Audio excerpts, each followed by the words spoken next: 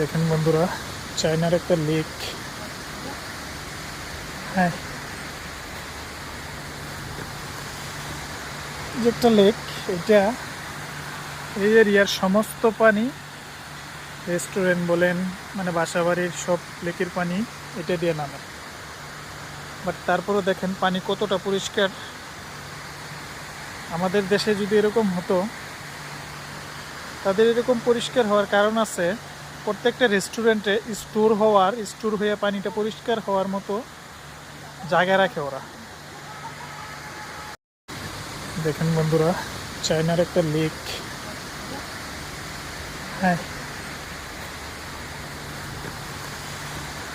যে একটা লেক, এটা এই এরিয়ার সমস্ত পানি, রেস্টুরেন্ট বলেন মানে বাসাবাড়ির সব লেকের পানি এটা দিয়ে নামে।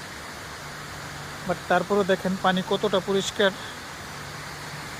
আমাদের দেশে যদি এরকম হতো, তাদের এরকম পরিষ্কার হওয়ার কারণ আছে, প্রত্যেকটা রেস্টুরেন্টে স্টোর হয়ে পানিটা পরিষ্কার হওয়ার মতো জায়গা রাখে ওরা।